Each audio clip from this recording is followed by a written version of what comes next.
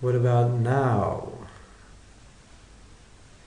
The light's not that good. I've got this light shining in my face. But I guess if you can see me and the voice is not breaking up, then it's better than nothing. I think video keeps everyone more focused. We're living in the holy Dham. So now I've become a Baba. So the question is, okay, if you can see me and the audio is not breaking up. Anyway, you'll let me know, I guess, won't you? Well, sounds good. Okay. Well, you want me to really look like a Baba? I can wear my chadar. It's cold in here. Anyway. Okay. So, why don't we... audio, video is great. Okay. So far, so good. So, it's 6:29 according to my computer. And we're going to start at 6:30 now. Trying to train devotees to come on time. That's a difficult thing to do. But it's actually the proper thing to do. Wait a minute, okay. Let me go back here. Here I am, live and in color, with a big light shining on my face. Hold on. Let's see. Is that better or worse?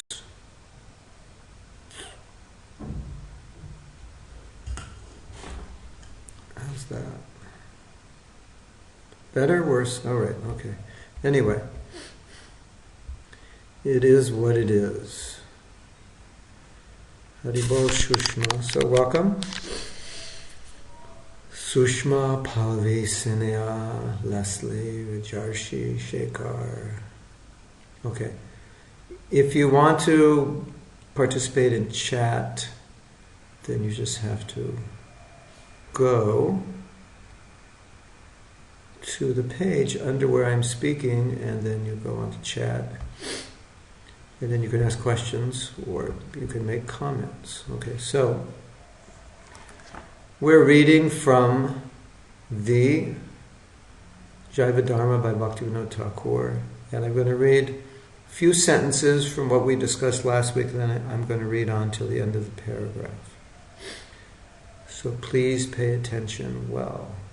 This is good stuff. I have to move the lighting so I can read.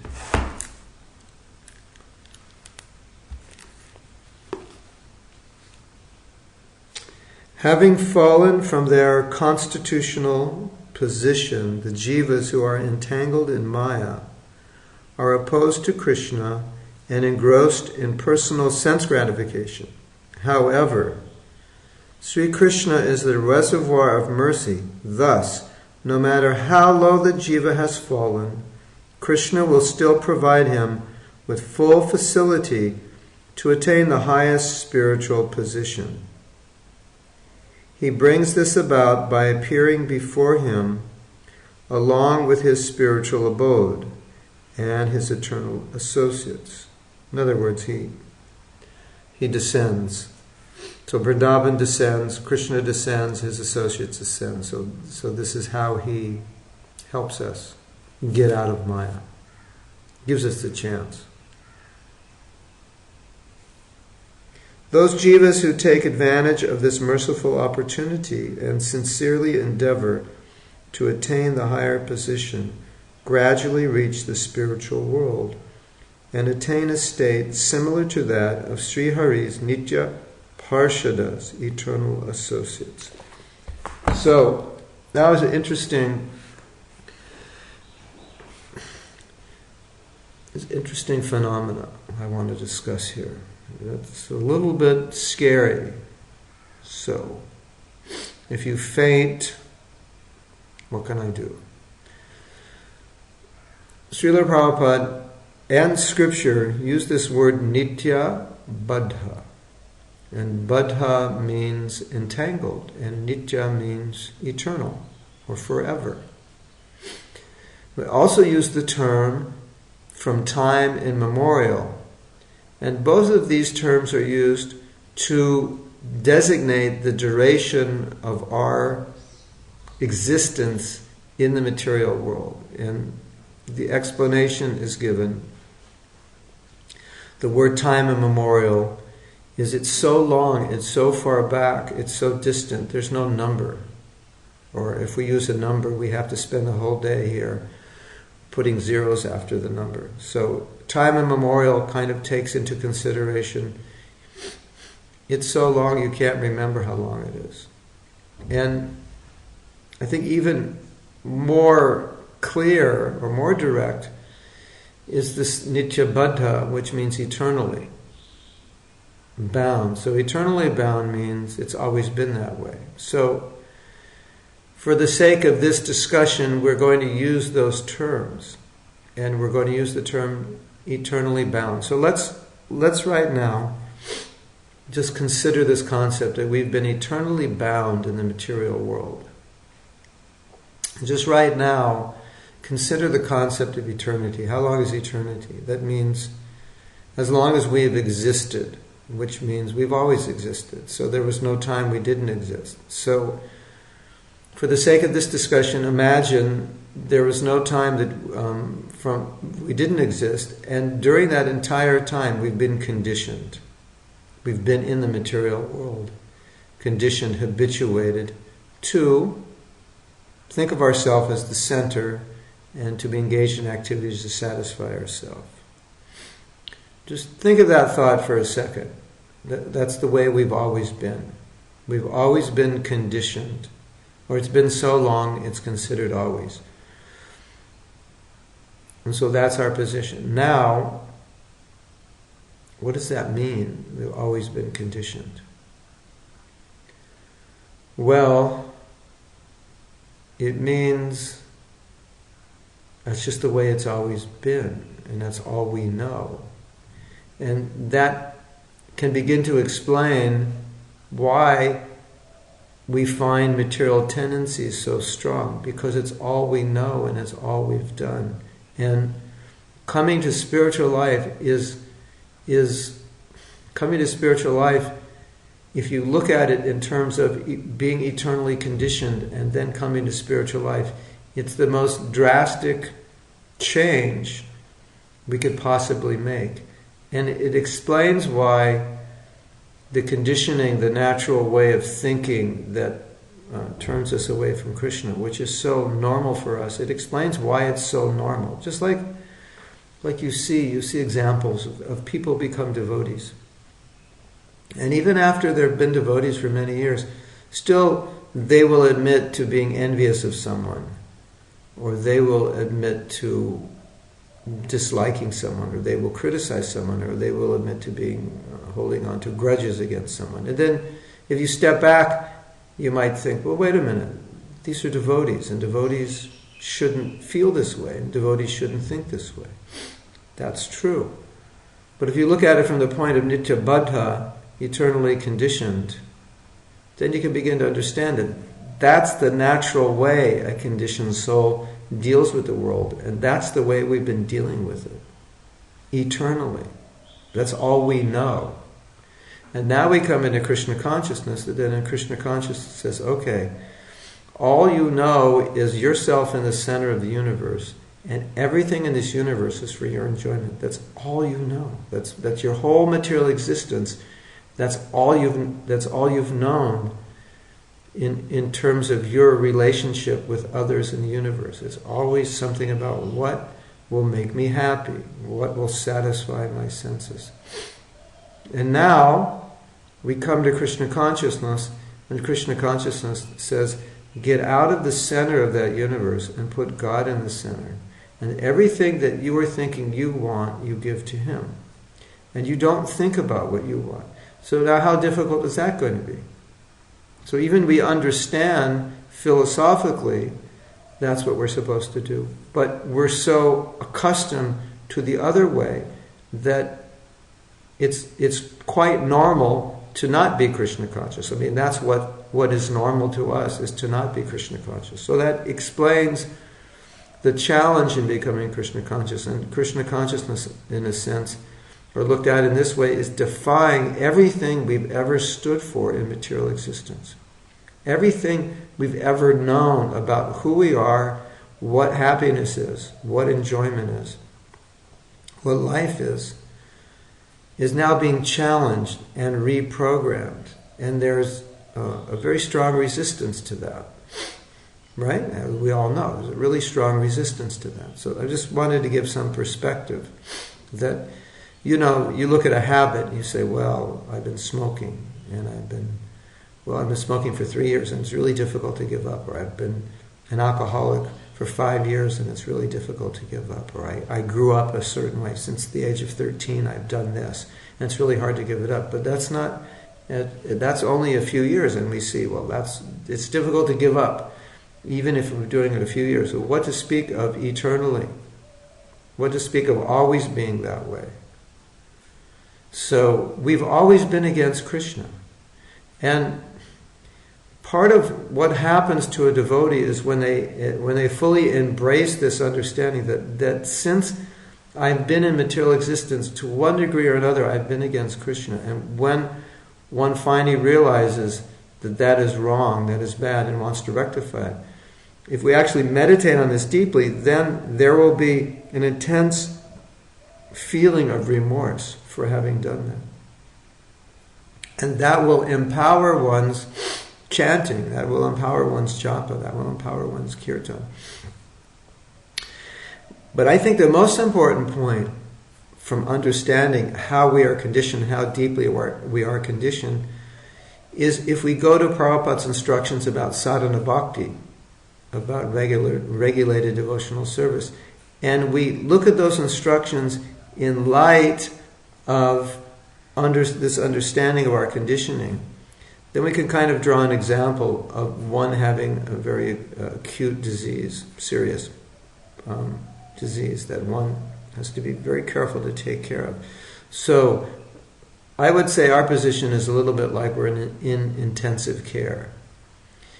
And so Prabhupada is basically saying to us, you're in intensive care, and so like we have an oxygen mask. So let's say like the oxygen mask is our japa, and then we have intravenous feeding, and so we can say, well, intravenous feeding is like sadhusanga, and then we have medicine, so we can say medicine is like prasadam, and then we have a proper environment in our life, in our home, in the hospital. Proper environment, that could be like compared to creating a proper environment, a clean, organized environment in our home. And there's certain regimens that the doctor is putting us through, that you need to be up at this time, exercising, doing this. So that can be compared to our regular program. So if you look at it that way, like our position is like we're critically ill, and you look at all of Prabhupada's instructions about sadhana, it will make more sense, because Prabhupada stressed sadhana over and over and over again, and he stressed rising early, chanting 16 rounds, following the 4 regulative principles over and over and over again. And so why did he do that? Because we're so conditioned to be irregular, to not necessarily be clean, to be envious, to be jealous. We in the beginning don't have a strong attraction to chanting, so it has to be done through regulation, practice by force. And a lot of the things that we're asked to do, we're not attracted to doing. We don't want to do it.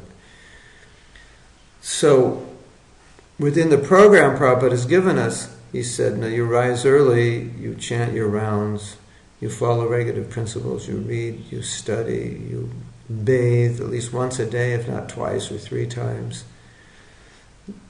You read scripture and so forth. That's all necessary to recondition us. And he was very concerned about this conditioning, because he knew well what that conditioning means, and he knew how easily we become confused or bewildered by the material world, because that's our nature. So he stressed again and again, you follow the 4 regular principles, you chant 16 rounds, you rise early, you read scripture, you associate with devotees. These were all the medicines, these were all the necessary, how should we say, the necessary practices to keep us healthy in spiritual life. So I just wanted to give perspective. Without Metavis, one lifetime is not so easy. But Prabhupada's point was, if you do what I say, then one lifetime. So if one lifetime is not easy, it's because we make it difficult on ourselves by not following. And that was Prabhupada's whole point of stressing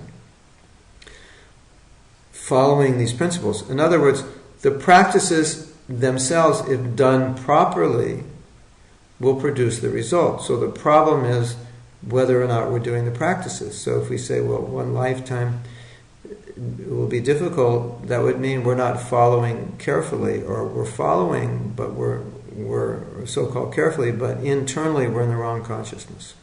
Or we're allowing Maya, material energy, to distract us, or we're allowing ourselves to become weak. So Prabhupada's point is, no, here's a process and the process works. Now if you do the process, both externally, that means with your mind, with your body, but also doing it in the right mood, in the proper devotional mood, because just doing it with your body is not sufficient. You're doing it in a proper devotional mood, then you'll be Krishna conscious in this lifetime. So, in other words, Kali Yuga is it's the worst or the lowest of all ages. So in Kali Yuga, because Krishna is merciful, he gives the most powerful process, because we need it. And we had spoken, I think we had spoken last week about Jagai Madhai as the example, as the prototype, that here you have these people who are so helplessly fallen, but they became Krishna conscious. So Jagai and Madhai represent the most fallen. And so Mahaprabhu's mercy represents the reality that his mercy is such that no matter how fallen one is, one can be uplifted. And that's just the situation of Kali Yuga, because in Kali Yuga people don't have the power or strength to do anything, to do great austerity. So Mahaprabhu comes and he goes, okay, here's the Maha Mantra, here's Srimad Bhagavatam, here's Sadhu Sangha, here are some simple principles to follow. For us as conditioned souls, we look at the regulative principles and we think, well, this is difficult. But actually, these are not spiritual principles. These are not bhakti principles. These are just principles of piety.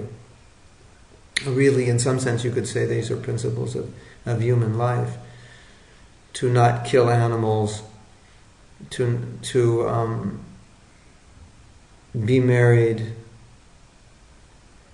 to not waste human form of life in sporting, gambling, and to not intoxify yourself. These are, just culturally, these are pious activities. So Prabhupada said that these are foundational activities. These and of themselves are not spiritual; they're foundational, upon which you can build your spiritual life. So Prabhupada many times has said that what we're being asked, we think from our perspective it's difficult, or maybe complicated, or I think it's difficult, the word.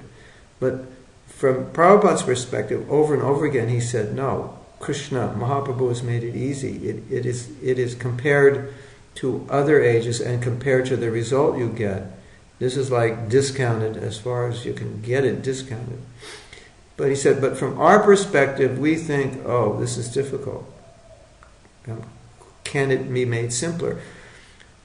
For example, 16 rounds. Now, especially when someone's new to Krishna consciousness, 16 rounds sounds like a lot, because new people sometimes have difficulty just chanting a few rounds.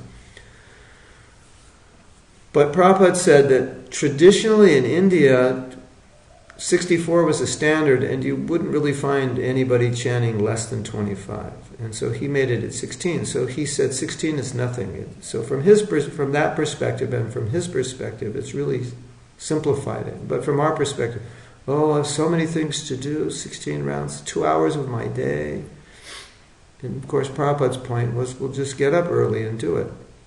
So we have to reorient the way we think. So we understand, okay, I'm a conditioned soul that's highly conditioned eternally, nitya baddha, right? That's a lot of conditioning. And so coming out of that conditioning, there has to be some parameters within my life. And those parameters are called sadhana. And I have to be strict about those parameters, because if I'm not strict, naturally, it's going to be, it's like you say, maybe, yeah, it's going to be difficult to be Krishna conscious in this life. It's true, I totally agree. But if we're following those principles strictly, and Prabhupada uses this word strictly a lot, and I've been having some discussions with devotees about how Prabhupada really pushed a lot of principles, pushed this idea of strictly following. And we look at this, and some devotees say, well, not everybody can follow strictly, so we have to broaden the definition. And Prabhupada understood everyone couldn't follow strictly, and that's true. But the point was that he always kept that standard. So let's say I can't keep the standard, then Prabhupada wouldn't say, well, let's just lower the standard because we find that most devotees can't keep it. He never preached that way. He always preached, this is the standard, come to it, somehow or other come to it. And he kept the standard. And so he would say, strictly following. He'd use that word, strictly following. So that's what he wanted. Can we all strictly follow? We can all try. That's what he wanted. And of course a lot of devotees will say, well, that's not real for me. And that might be true. But what is real? Krishna consciousness is what's real. So if you want to define the word real, real is not what's relatively good for you. In other words, 50% Maya, 50% Krishna. If it's 50% Maya, that 50% is not real. So reality is Krishna, and reality is Krishna consciousness, and that's what's real. So in the true sense of be real, that's what's real. Now, of course we say, if somebody can't follow perfectly, then you follow as best you can. But you understand what's the goal, and that's very clear. And we want, as Prabhupada said, strictly follow means we want to come to that at some point, sooner or later, if not like in the next 3 seconds. And it takes a certain kind of understanding. Well, it's not a certain kind. It takes a certain kind of determination. But the determination comes from the understanding that this is our condition, and this is why Prabhupada preached like that, strictly follow, because we're very diseased, we're very conditioned.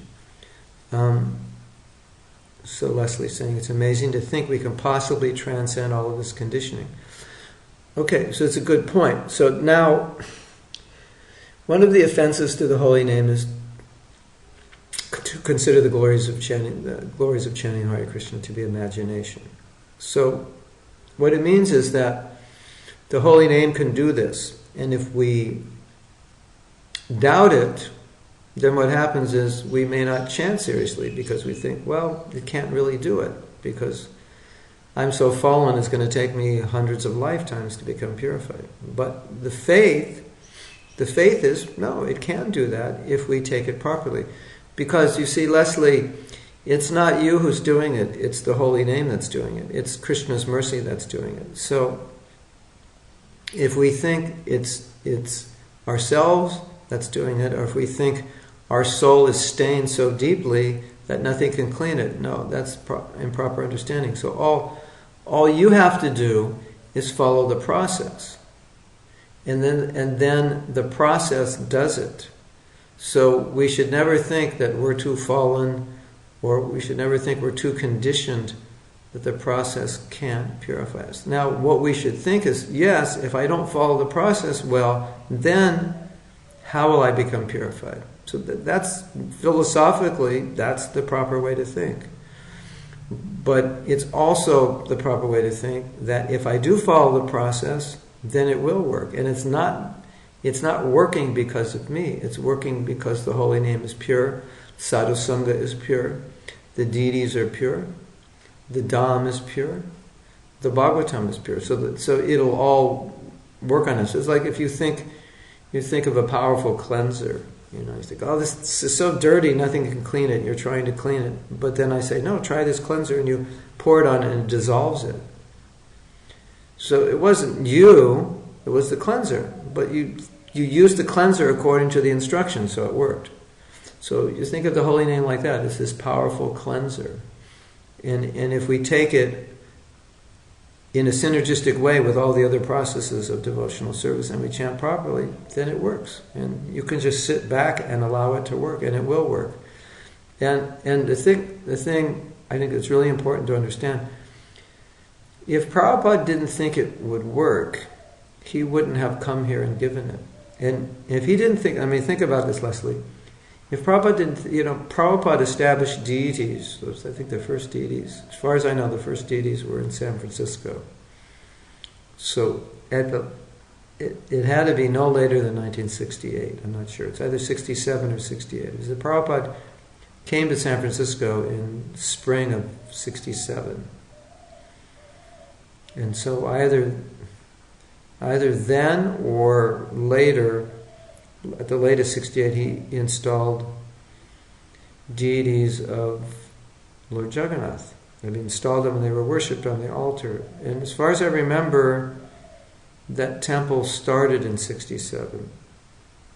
Or at the earliest, yes. Yeah, I think it started in 67. So we're talking like within a year or so, or more or less, or a year and a half, perhaps a year and a half at the most, Prabhupada established deities. Now, think about that. This was Haight-Ashbury. The people that were coming were quite degraded. And that's an understatement. It was like smoking pot and taking LSD for many people every day. So, obviously Prabhupada had a lot of faith in the holy name to install deities and give Brahman initiation and allow people to worship deities who were just off the street in Haight-Ashbury. So just think of that, that Prabhupada knew that the holy name would work. And so if we don't feel it's working, that means it's a sign we have to work it better. But if we're chanting properly, then we'll realize, this actually works. Not because of me, only because I'm doing the process properly. Just like when you hear from the sadhu, you hear shastra, it's purifying, it's uplifting. Automatically you become inspired, become more determined, because that's the nature of the process, because the sound is pure. So if you allow yourself to hear every day, and that's what Prabhupada wanted us to do, and that's why he had Bhagavatam class. He wanted us to hear every day. Just like a lot of devotees say, oh, this class is nice, it helps me. And I say, well, could you do this more often? Because that's the process. Do it every day. Of course, now Pallavi's going to say, Mahaprabhu, can you do this every day? Anyway, if you live in a temple or near a temple, you can go to class, or you can go on the internet and you can hear class. So, but that's the point. If you do it every day, if you rise early, if you chant your rounds well, then you'll see, the process actually works. So it doesn't really matter how conditioned you are. The process is more powerful than the conditioning. It's like light. Does it matter how dark a room is? When you turn on the light, it lights up. So that's the idea. So Leslie's saying, if we don't follow, it means we just don't have faith that it can be done. It can be one of the reasons. We may not follow because we're just influenced by ignorance, strongly by ignorance. But it's also possible, and it could be a combination of many things, that if I feel that the process won't work on me, if I, for some reason, whatever that is, I'm just too fallen, or I feel, let's say what your question is. We don't follow means we don't have faith that it can be done. Yeah, it could be a lack of faith in yourself. It could be a lot of faith in the material energy, that it's not possible to conquer the material energy. It could be a lack of faith in the process. It could be a lack of desire. But faith is really an essential element. And people do things because of faith. People do impossible things. Like if you look at the world, there's so many so-called impossible things have been done because people had faith that it could be done. No one had, for example, run a mile in 4 minutes. I think the first 4-minute mile was run in 1950 or sometime around then. And the reason we are told, the history, the way it describes it, is that people believed, and the medical profession believed, that a human being physically could not run a mile in 4 minutes or less. But somebody believed they could do it, and they did it. And after that person did it, I think that year, 35 people did it, because whenever somebody breaks the barrier, it instills faith in others that it can be done, so that naturally they do it. So faith is fundamental to Krishna consciousness. And faith is defined basically that through the process of Krishna consciousness, through the process of sadhana, I can achieve Krishna consciousness. That's all I need are these processes. I don't need anything else, and it will do it. So what are the processes? Sangha with devotees, hearing Bhagavatam, worshipping the deities, living in a holy place, chanting the holy name. So through these processes, I can become Krishna conscious. So that's faith. Faith, that is faith. And when the faith is there, then you do it. And the more faith is there, the more well you do it. And so Prabhupada said Krishna consciousness is the development of faith. So it's always developing through all stages of bhakti. So when you come to love of Krishna, that means you have full faith. And that's why I was saying that Prabhupada, he could install deities, because his faith was so strong in the process, and particularly in the power of the holy name, that he can install deities. And one time he installed deities in a temple where the devotees were young, and he told the deities, he said, please, you inspire them from within. So Prabhupada saw Krishna as the deity, and Prabhupada understood Krishna could inspire the devotees. So Prabhupada's seeing things in a different way, and he's seeing Krishna is in the deity and Krishna is in the heart, so Krishna can speak to that devotee. And so Prabhupada always told us, if we're sincere, Krishna will speak to us. So that Prabhupada had that faith because he saw that. He saw that you chant the holy name, you do bhakti, Krishna will speak within your heart and inspire you and give you intelligence how to be Krishna conscious. That's how the whole Krishna conscious movement spread, because nobody was really qualified. Right? And of course the mercy of Prabhupada is there.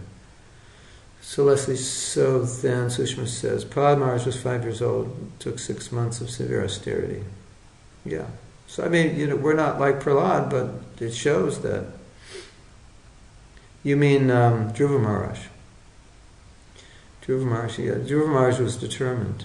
He wanted to see Krishna. So Dhruva Maharaj at the age of 5 went out to meditate. So that story is a story about determination. And here's somebody, not qualified, only 5, but very determined to be Krishna conscious. So in that story, Prabhupada said, we should be as determined as Prahlad Maharaj. So that's a nice example. Thank you, Sushma. It's an example of determination. And so, you see, if you feel that you can't do it, that's an improper understanding. But you're determined because you want it, and you're determined because you know the process works. And you can see in life that even if you think you can't achieve something, if you want it, you'll try for it.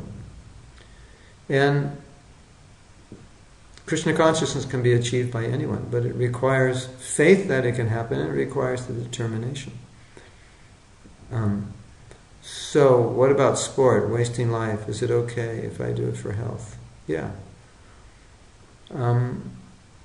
Prabhupada said frivolous sports. Prabhupada said Vaishnav sport, swimming and wrestling. So, Saneha, find someone to wrestle with. But don't wrestle too long. Wrestle with your mind. You can wrestle with your mind as long as you want. But, yeah, so we have to do some exercise, keep the body fit. Frivolous sports means you just waste hours. And the idea is that we don't have that much time to be Krishna conscious, so every minute we waste, it's just 1 minute less we have in this life to become Krishna conscious. So we've been eternally conditioned. Now we're in this position where we can become Krishna conscious. Like we have this opportunity, we have a process. The process is easy, it works.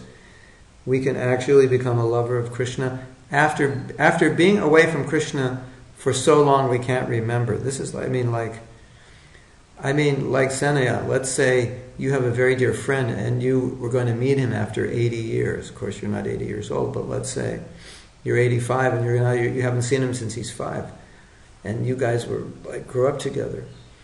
That's huge. You're going to actually get to meet him. That's a huge emotional experience. So, what about after being eternally conditioned, we can finally meet Krishna? That's amazing, isn't it? Think about it. It's like we can actually get out of the material world. We've been here eternally, and now we can get out in this life. Think about that. It's totally amazing. And so that's why Prabhupada, from his perspective, was like, what are you waiting for? Frivolous sports. You can go back to Krishna. You've been here eternally. Now you can go back in this lifetime.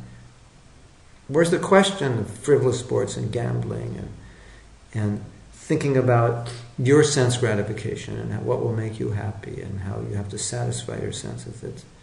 So if you think of it in that perspective, this is like such an opportunity.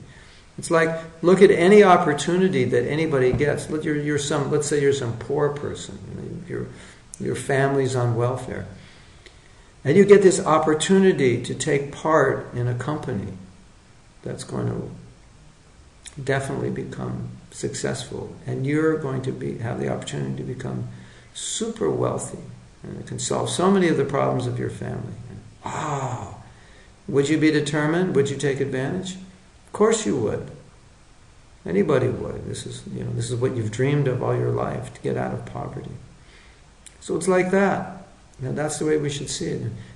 We shouldn't say it, well, I don't know. There's a lot of work, and I don't really like getting up early, and chanting is boring. And see, all those things, if we think that way, it means we don't have perspective on the situation that we're in. Does that make sense? We're out of perspective. So it's like a lot of times devotees, they have difficulty controlling their mind or their senses. But how do you do it? Because you have this opportunity. This opportunity is so rare. If an opportunity is rare, you can do difficult things. And it's only one lifetime. So we have to see it that way. So sometimes we have to control ourselves, and we feel like, I can't control myself. It's too difficult. I don't want to do this. But if we understand, after being in the material, after being away from Krishna eternally, from time immemorial, I now have the opportunity to go back to Godhead in this one life. Write that down on a piece of paper and look at that. That's like a very powerful statement, isn't it? It is. It's like, what more could you ask for? Oh, Prabhu, I just wish I had a better bed. My bed's not soft. I can't afford a new one. This is what we're stuck in material consciousness, thinking about. If I could just upgrade this, if I could just fix this, if I could just get a new this. But when you understand our real position, then what becomes valuable is not the latest this or that. What becomes valuable is Krishna consciousness.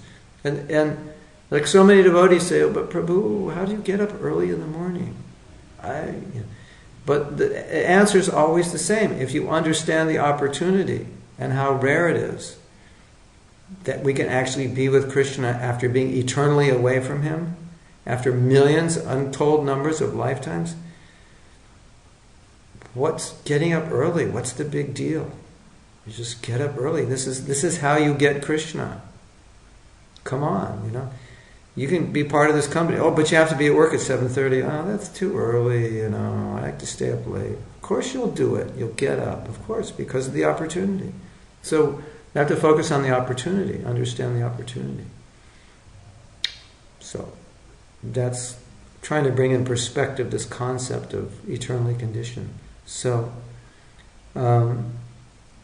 So Madhavi says, I followed strictly different phases of my life for years at a time, but complications of life like work and other responsibilities caused big disruptions. Yes, it's very common.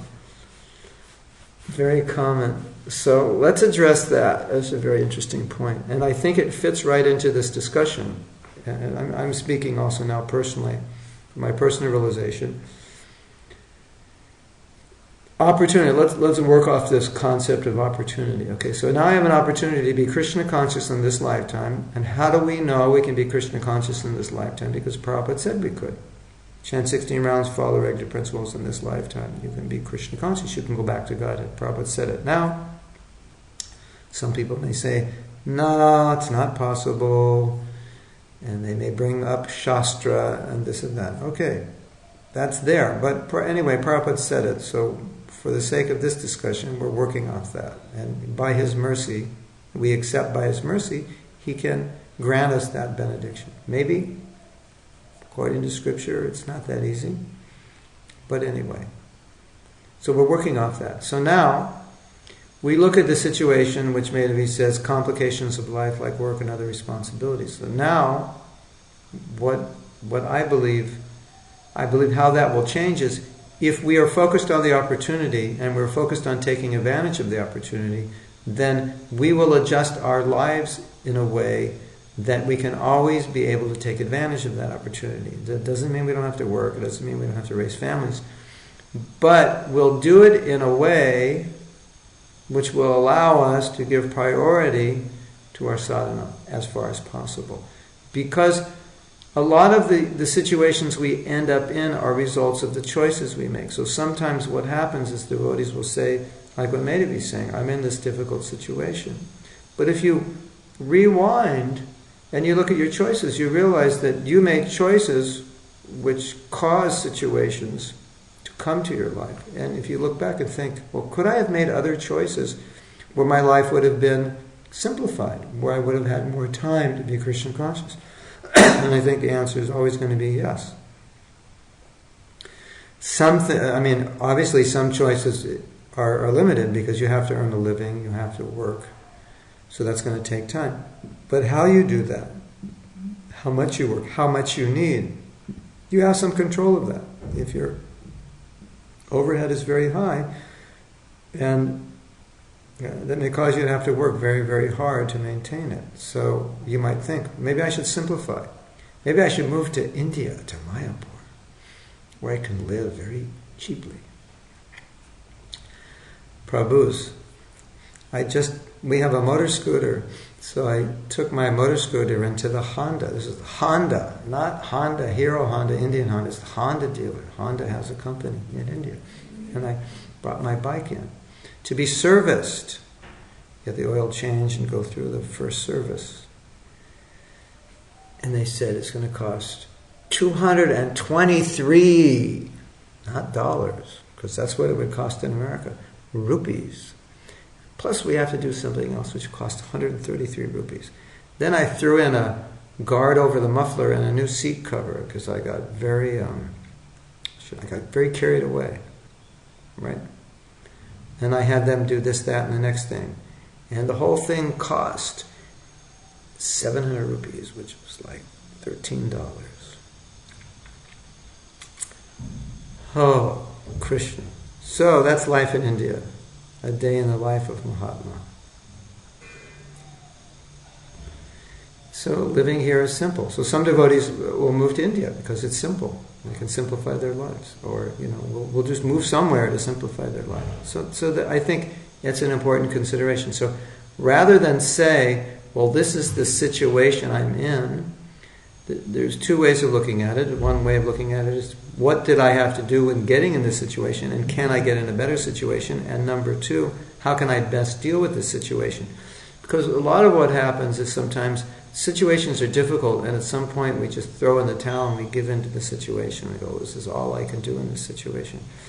And generally, that's not 100% true, from my experience. We can always do more. So then you have to look at the situation we're in and say, well, then maybe says, but now I'm in this situation and I can't change anything. So then the best you can do is think, okay, I have to be Krishna conscious no matter what. So how can I be Krishna conscious in this situation? Or how can I be as Krishna conscious as possible in this situation? We have to think that way, because otherwise what happens is the situation overpowers us and then we give up and we think, no, I can't really be Krishna conscious in this situation.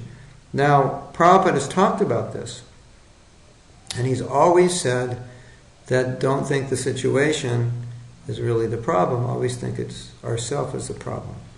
And I totally accept that. At the same time, situations can be more opportune, situations can be more difficult. So we take in consideration both things. Can I make the situation better for sadhana, and whatever situation I'm in, I don't give into it by saying, well, it's impossible or extremely difficult to be Krishna conscious in this situation, but rather I think, how could I be Krishna conscious in this situation? In other words, if we want to be Krishna conscious, I think that's how we'll think. Because no matter what situation we're in, we'll think, well, how can I make the best of this? So that's my personal realization. So Leslie says, so welcome Bhishma Dev, all the way from San Diego, California. So I heard in a class this weekend that Lord Chaitanya has already delivered the three worlds. Basically, all we have to do is show up. Yeah, like Woody Allen said, 90% of success is just showing up. Yeah, get your body erect early in the morning. Like erect means like sitting up or standing up. Just get it sitting up or standing up early in the morning with your hand in your bead bag, and you're on your way back to Godhead. So that's true. That's part of it. Part of it is showing up, and the other part is being in the right consciousness when you show up. So Prabhupada once in a lecture said that Krishna consciousness will spread around the world, and if you stay in the movement and help, then you'll get the credit. But even if you leave, it'll still happen. So I think that's similar. That it's like if you stick around, then you'll be on the boat, and the boat will go across the ocean of material existence. As long as you don't jump off the boat, because the boat ride might be a little austere, you're okay. You'll get there. So that's basically how Prabhupada taught us. But we have to refine it a little bit. And like I was saying earlier, in that we say we carry envy, jealousy, and so forth with us. But so Prabhupada wanted us to work on those things, that while we're on the boat, work on being good passengers. So that's physically we're on the boat, but then there's a consciousness, how to behave. There's a culture, how do we live on the boat? So we have to do both. And the more we imbibe the culture and consciousness, then the more successful the process is. Okay, so now so Pallavi says, it just takes one to take initiative. So we're in this world, and then so what we're reading here is, so Krishna comes, says, okay, here I am, dun, da, da, da, da, da, da, da, here I am, here's Vrindavan, dun, da, da, da, da, da, da, here's Vrindavan, here are my devotees, dun, da, da, da, da, da. There's like a stage here, and we're, here's Krishna, give him a big hand, everybody, he's here to save you. He's brought his Vrindavan, give a big hand for Vrindavan. He's brought his eternal associates, the gopis, let's give them a big hand. Now, he's brought his mother, father, his friends, even got the cows, everything's here. Now, everybody sit back and watch what he does. He's going to engage in pastimes. And the reason he's doing this is because he wants you back. Now, he can't force you to come back. You're going to have to take advantage of what he gives you. After he leaves the planet, he's going to leave you, through Vyasadeva, the scriptures, and he's going to send great devotees to take care of you. So you're always going to be taken care of. But you have to take the initiative. He can only do so much. He's doing everything except forcing you. Now, in the Bhagavad Gita, Krishna tells Arjuna, do what you want to do. I've instructed you, now you do it. And so why does he say that? Well, it's not that Krishna wants Arjuna to do whatever he wants to do. He only says that to reaffirm that he won't force you. But Krishna's telling you in the Bhagavad Gita what he wants you to do. And then he's saying, okay, do what you want. So, he doesn't want you to do what you want. He wants you to do what he wants. And that's why he's telling you what to do. But he's just affirming that you have your choice. As Prabhupada said, everyone has to fly their airplane. So it always comes down to us. Now, you might say, well, I'm weak, or you might say, well, I don't have a strong desire, or whatever. So then, what do? You put yourself in association of those who have a strong desire. You do the things that build up your desire. That's how you take initiative. In other words, probably it's not like, today I'm going to have a pure desire to serve Krishna. Okay, you can think that way. And probably if you think that way, you're going to be more inspired. But scientifically speaking, if you think that way, what you'll do is you'll manifest that through your practice of Krishna consciousness. I'm going to take initiative. So what does that mean? I'm going to take initiative to be very focused and devotional in my japa. I'm going to take initiative today to read Shastra. I'm going to take initiative to whatever. Yeah, that's how it works. So the process works, but you have to work the process. And that initiative can be a challenge, which is why sadhu sangha is essential, because in sangha the desire for service is there. And so a lot of times devotees say, well, I'm having difficulty. But if they're having difficulty, then you have to go back and say, well, let's look. Are you chanting offensively? Are you taking sangha? Or are you offending devotees? Are you reading Shastra? If you're reading, are you focused on it? Are you rising early? Are you clean? In other words, if you look at the practices of sadhana, generally, I would say 99.99% of the time, unless someone is really, really highly conditioned or in some way resisting Krishna consciousness, if someone is following carefully, if someone is in the right consciousness and someone is trying their best, they'll be Krishna conscious. And so when someone is saying, I'm having a lot of difficulty, you have to go back. Are you committing offenses to the holy name? Are you committing offenses to Vaishnavas? Are you taking sangha regularly? Are you allowing your mind to get control of you? Are you acting as a Vaishnava in all situations? So the more we do that, the more we're living, at least in the mode of goodness, then the easier it is to be Krishna conscious. That's the idea. So, Shushma says, true faith is the base for everything. This process works for me, but when I am back in touch with the material world, all the bad things start happening. The forgotten qualities start coming up, what to do. The mind starts agitating. The solution, Sushma, is don't go back in the material world. Solves the whole problem. So, let's... Sushma says, Vrindavan is expensive. Yeah, it is expensive. Vrindavan's like become an extension of Delhi, practically. Actually, the food prices in India are skyrocketing because the middle class, it's the middle class. So you have all these problems, India develops economically and then it messes up the poor people because now the prices of everything rise and they don't make much money. Anyway, the material world has problems. Okay, so let's address Sushma's concern.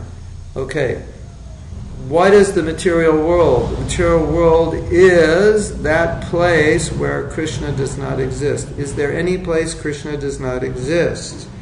If you don't know the answer, I'll give you a hint. It starts with N and it ends with O. There's no place Krishna does not exist. The only place Krishna does not exist is within our consciousness.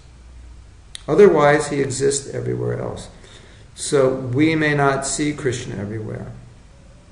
We may not connect everything to Krishna.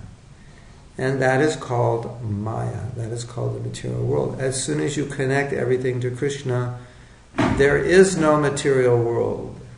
It doesn't exist. It only exists in our separating.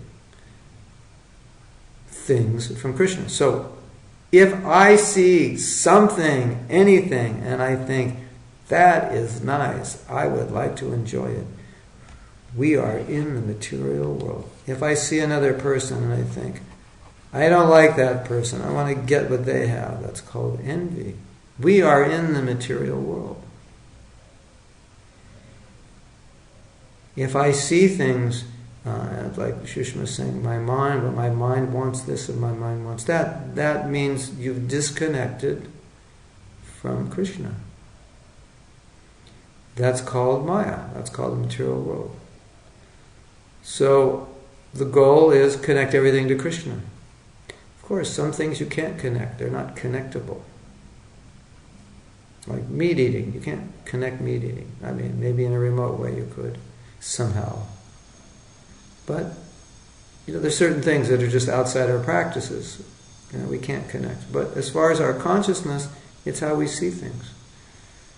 Everything is Krishna's, nothing is ours. If we see that way, everything is connected to Krishna. Everything is for Krishna's enjoyment, nothing's for our enjoyment. So the problem is, we see things for our enjoyment.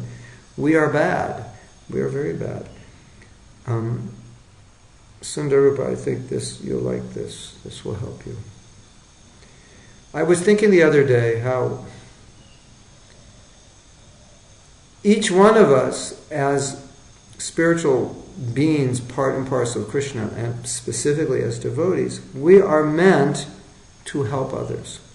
We are meant to help others become Krishna conscious, bring people to Krishna consciousness, give them knowledge to help them disentangle themselves from the material world. That's what it means to be a devotee. Now, we're all, let's say, we look at our bodies, we're all individual units, right? And so as individual units, together we work to help other people. And that's the mission of Krishna consciousness, and that's what it means to be a devotee, right? So, now, think of ourselves just as units of enjoyment. Each one of us is like a little enjoyment machine, and we're all going buzzing around like robots. That looks good, let me eat that. She looks good, let me hug her.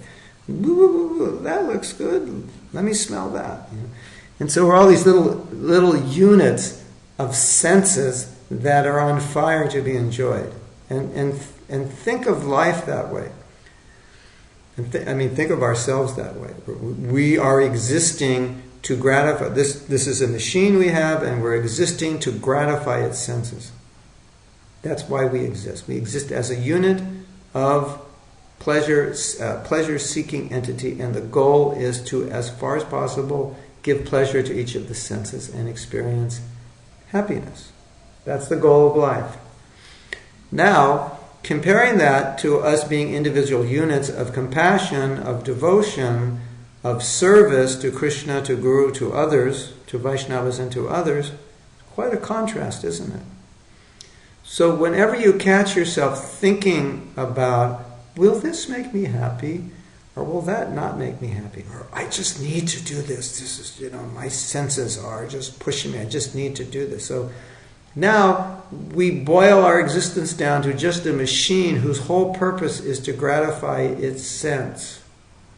You say, no, but my sense is driving me crazy. So what? Who cares? That's not the purpose of your existence. Your existence is much more noble than that. Your existence is for the welfare of others. You're meant to see others in terms of how you can uplift them. You're not meant to see others in terms of how they can gratify your senses. Not you, Sundarup, all of us. You understand? So in material consciousness, we're just this unit, this little energy that just goes, ooh, that looks good. Ooh, I'd like to have that. Where there's this little, it's like, imagine yourself like a semi-ball with wheels under it, like a toy. And it just goes around with antennas. Oh, that smells good. Oh, that looks good. Let's go. And you're just, you're being driven automatically by all the senses. So your whole existence is just to find what gratifies your senses and go for it. So your whole life is just. Can you visualize that little machine? Maybe there's a cartoon character like that. We can make a cartoon character. It's a half. Imagine a ball. You cut a plastic ball. You cut it in half. You put eyes and a face and a nose, little antennas. We can call him Godas, and he has wheels, so he can spin around anywhere. Oh, that smells good. Moo! Hey, look at her. Moo! That looks good. Let's have a taste. Moo! So, you guys can laugh if you want. I think it's so funny, you actually should cry. So we're these little units of sense. We're these little units of sense enjoyers, right? And just looking everywhere we go. At such a low level of consciousness for the human form of life that's on the verge of deathlessness, that has the absolute truth, that has a bona fide guru, Srila Prabhupada, that has Srimad Bhagavatam, that has the holy name. That's a very low level of consciousness to exist on. And it's really, really helpful. It's really, really helpful to think, is that my noble existence is to exist, to enjoy my senses? It's like we have to come to the point where it's like, it doesn't matter that our senses want these things. That's not why we exist. We exist to serve. No, but Prabhu, my tongue is this. Who cares? It doesn't matter. You don't exist. You're a devotee. You're in the disciplic succession. You're one of the people who can save this planet. The other people on this planet, maybe they'll help the planet come to a little goodness, but there's so much ignorance. Even the good people are in ignorance. We're the ones who can save the planet. And if we're running around Mr. Godas, look at that, woo! Hey, listen to that, woo! We're not going to save the planet. We're not going to save ourselves. So we want to think in terms of, am I just existing to make this body happy? Is that the only reason I exist? To make these senses happy? It's not the only reason you exist. We exist to serve Krishna. We exist to satisfy Guru. We exist to help uplift other people. That's why we exist. We don't exist to gratify our senses. And if you think that way, then you're always in the spiritual world. But if you don't think that way, then you go, oh, my mind, my senses. What is this my mind, my senses? It means we're thinking about gratifying our senses. If you're in a more noble frame of reference, if you're in a more compassionate frame of consciousness, that won't be a problem, because you'll just think, no, that's not my mission, that's not my service. My service is how I can help others. That's why I exist. I exist for the benefit of others. So, Susma, you exist for the benefit of others. Sundarup, you exist for the benefit of others. Pallavi, Sudevi, Bhishmadev, Madhavi, Senya, Leslie, Leela Krishna, Sundarupa, Gujan, Rajarshi, Shekhar, we all exist to uplift, to help others. We are the ones who are entrusted because we've been given knowledge. And so because we've been given knowledge, we are the ones who have been entrusted on this planet to uplift people. So we can't just be a unit, a sense gratificatory unit who's buzzing around trying to gratify our senses. That is like somebody has the cure for AIDS and he's got the vaccine and he's, I'd rather go to the movies. This vaccine stuff is too much trouble, I have to get my fingernails dirty to do it, when my fingernails get dirty, it puts me in a lot of anxiety, and it's like I don't feel good, so, I don't want to deal with, and the people, they don't like needles, and sometimes they say nasty things to me when I pull the needle out. So I don't want to do that. It's going to be comfortable at home, and, sit in front of my warm fire and be cozy. It's cold outside anyway. I don't want to see all these people. I don't like them. That's not how a devotee thinks. Don't think about our comfort. So, I just want you to meditate on this concept that what a low level of consciousness it is to simply be concerned about gratifying our senses. It's like, how low does it get? And we're devotees.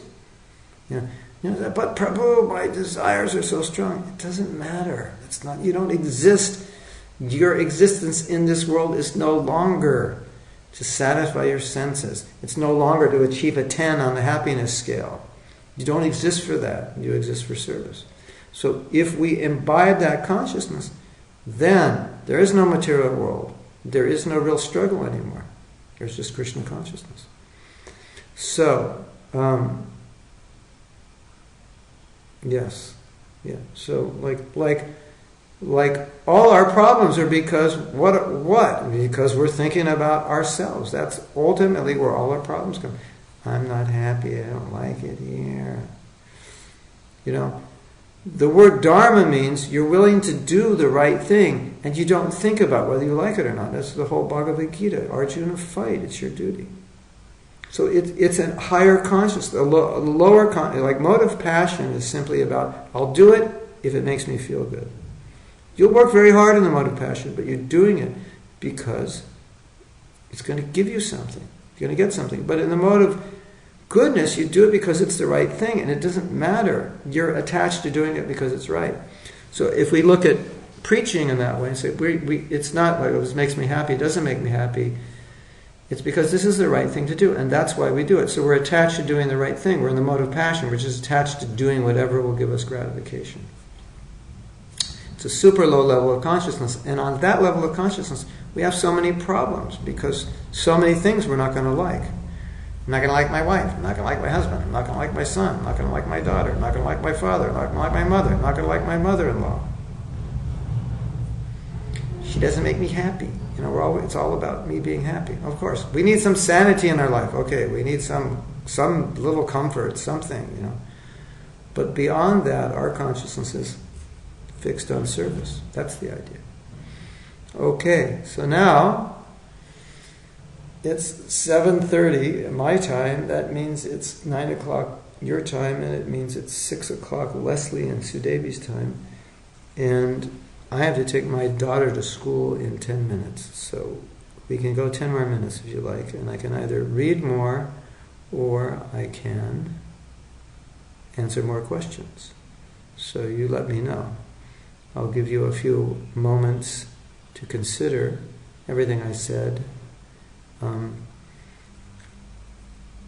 We can title this lecture, Don't Be a Godas or a Godasi. Don't be a little unit of enjoying energy.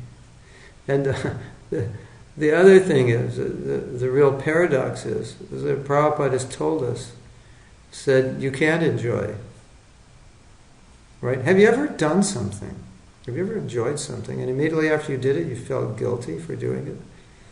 Like the 14th chocolate cupcake you ate in a row. Probably started feeling guilty about on the 4th or 5th, right?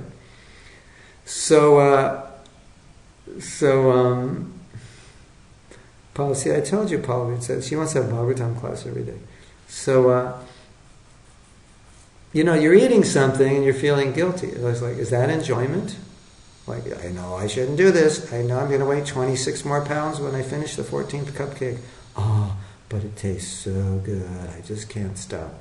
So you're enjoying and you're feeling horrible at the same time. So this is material life. It's like enjoyment is not perfect. Happiness is not perfect. That's the whole way Krishna created it. It can't be perfect. He made it that way. So just see the irony that you're enjoying something that's causing, I know I really shouldn't do this, I'm really staying up late and I really blah, blah, blah, blah, blah. We call that enjoyment. I mean, if that's enjoyment, Prabhu, something's wrong with our head. As my mother would say, you need to have your head examined. If that's our enjoyment, you need to have your head examined. It's such a low level of consciousness. Isn't it? We're enjoying something that's causing us misery. And Krishna's told us about 1,000,000 times, and Prabhupada's told us about 1,000,000 times, it doesn't work. Don't try it. It does, it's like you're trying to fix something. And you go, no, don't do it. It doesn't work that way. You're going to break it. So that's our effort to be happy. It's like we're doing it the wrong way and we keep breaking it. So I'm going to scratch our head. How come that didn't work for the 1,000,000th time? I just have no idea. I just can't figure it out. I mean, it looks like everybody else is happy. I must be the only one who hasn't got it. I just can't figure it out. I mean, They got money and they're happy, and I worked my rear end off and I got money and I'm miserable, and he's got a beautiful wife and he's happy, and I worked my rear end off to get this beautiful woman and I'm not happy. I can't figure it out. Hello? He's not happy either. I had this friend, high school, I had this friend. He always had girlfriends.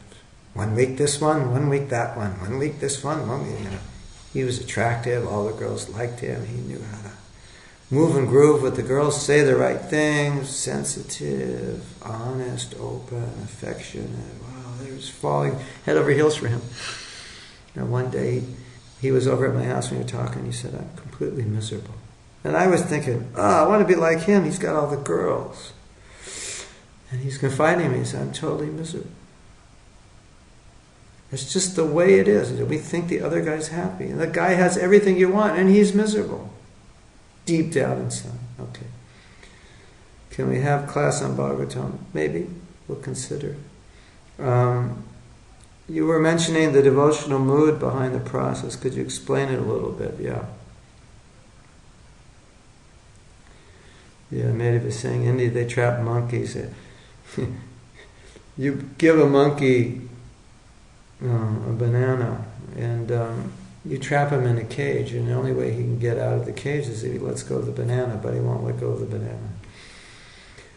So, good question, Sanya. Yeah, you were mentioning the devotional mood behind the process. Could you explain it a little bit? Well, the foundation of the devotional mood is I'm not a unit of enjoying energy. I'm a unit of serving energy. So then, once we get that down, then the next stage is, well, what's the mood of service?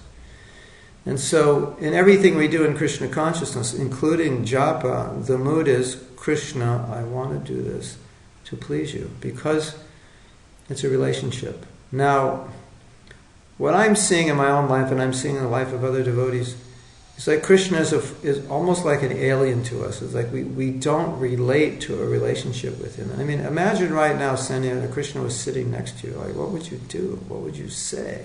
Imagine everybody. Krishna's sitting next to you now. You have to deal with him.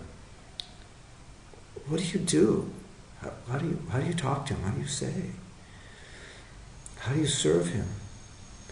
Now, it's not that difficult, because what does relationship mean? What does love mean? Love means affection. Affection means you want to please the other person. For what? For the sake of their pleasure, that's all. Because you have affection for them. Right? So, if you always remember that devotional service is a relationship, and relationships, the purity of a relationship is based on the purity of the motive with which we serve. Just like we have friends in this world, we have lovers in this world, but the motive is not purely to serve them. That's why Prabhupada said the thing that resembles bhakti the most is the affection of a mother for her child, because her motive is just to make the child happy. The motive of the husband and wife, they're, hey, if the guy's rich, I'll marry him. Right? How many well-to-do women would marry some guy just because they like him if he's broke? And it doesn't look like he's going to get wealthy in this life. A lot of women wouldn't. So the motive is not, I just want to serve this man because he's my husband, he's my God. No. Hey, I'll serve him, that's cool, but I want the house, I want the car, I want the this, I want the that, I want the gold earrings, I want the gold bangles, I want the vacations. Okay. So it's mixed up in the material world. I'm not saying the husband and wife can't have a close relationship, but it's not purely motivated, I think it's hard to admit, even with friends, it's hard to admit it's not purely motivated. The friends give you pleasure, they give you something. In bhakti, the motive is to please Krishna, that's all. It's like the mother-daughter, father-daughter, mother-son relationship. You just want to please that person. So, bring this into japa. So when you're chanting japa, you're chanting to please Krishna. Krishna, just allow me to serve you purely. I just want to please you. I hope this japa is pleasing you. Hare Krishna, Hare Krishna. Krishna Krishna, Hare Hare, Hare Ram, Ram Ram, Hare Hare. I hope this japa is pleasing you. I hope you're happy.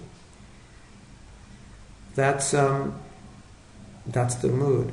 So, it's not just that you're following the devotional process properly and doing it the right way, the right time, but you're doing it in the right consciousness. Krishna, I want to please you. Without being motivated by anything else. Now, Senya will say, but I have material desires. That's fine. Put your material desires in a little box, lock it up. When you're chanting the holy name, chant to please Krishna. When you finish chanting, you can open the box up again. And if you want to take those desires back and fulfill them, okay. But don't bring those desires onto Krishna. Say, Krishna, please, you know that box? Mahatma told me to lock them up. Could you check the box out, open it up, and see if you could fulfill some of these desires? No, you don't want to chant that way. You chant to please Krishna. Does that make sense? Krishna, please, let me serve you. The motive in service, the motive in everything you do in Krishna consciousness should be just to please Krishna. That's the idea. Okay?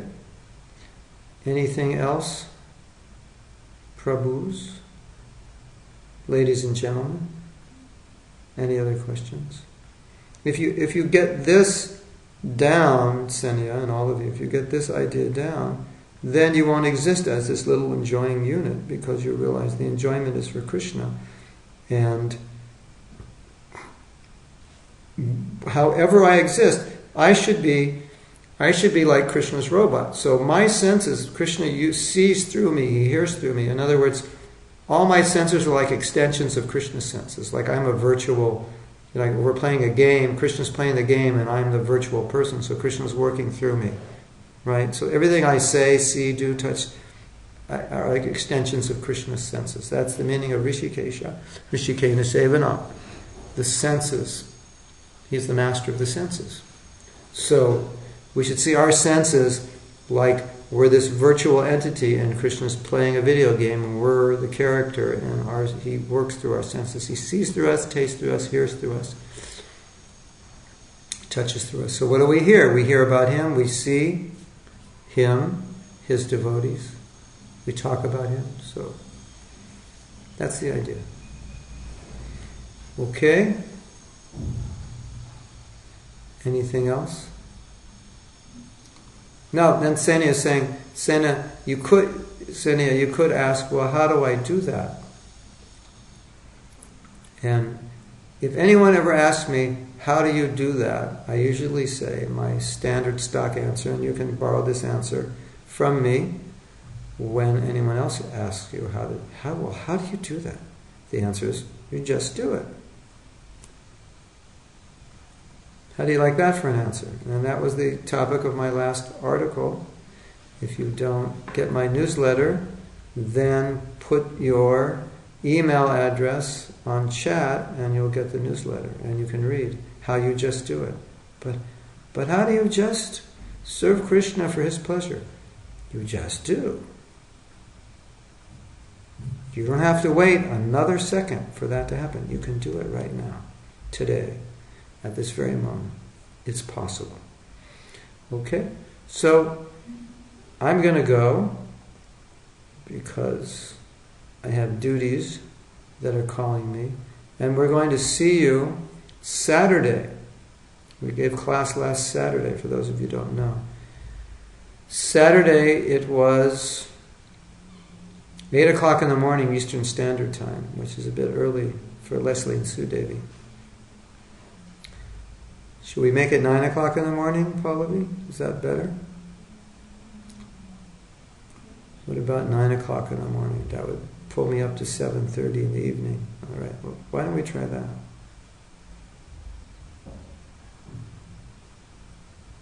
We'll send you a message. I think 9 o'clock would be better. That way, on the West Coast, you can come, yes. So Leslie says, this has been your theme for the past few weeks. I've been thinking of it daily, and it's been helping me so much to be more content in carrying out my sadhana and duties, and not thinking so much about wishing I could be more comfortable, have this, have that, blah, blah, blah. So thank you very much. Hare Krishna, you're welcome. Okay, so let's say tentatively we're going to have class. It will be 9 a.m. Eastern Standard Time. That will come to 7:30 p.m. India time, and that will come to something around noon European time, between noon and 3 or something. Okay. That will come to 6 o'clock a.m. your time. Anyway, the classes are recorded, and they were putting them up on my YouTube channel, just the audio. Sometimes, we recorded the video, so this Saturday night I can't record video because too many people are on the internet. But the courses will go up 6 a.m. for us. Yeah. If that works for you. Otherwise, we can do it at 5 a.m. for you if you want, Leslie. Then we just 2 p.m. Irish time. 2 p.m. Irish time, eh? That's a good time for you, eh, maybe? So Leslie, you want it at 5 a.m. or 6 a.m.? We can do either one. Leslie decides what time the class will be. Okay? So whatever Leslie says, we will do. The world is on your shoulders now, Leslie. You decide. 5 a.m. or 6 a.m. I think 5 a.m. or 6 a.m. works for everybody. It just makes it a little difficult if you're on the West Coast. So you and Sudevi decide. Yes, Madhavi, I'm going to be in England in June. So I could always escape to Ireland for a day, maybe. Okay. So far we're at 6 a.m., but we'll let you know. Either way, we'll make my a.m. too cramped. I try to get much japa done. Yeah. Okay. So either way, so I'll think about it. Pallavi will decide what's better. Sudevi will decide. She'll tell me. Sudevi, you write me an email and tell me. And then if it's either, and I'll think about it also. Okay? So thank you, everyone. Hare Krishna, all of you, and I will see you either on Saturday night or next Tuesday. Right. Thank you, and Gauranga Nityananda.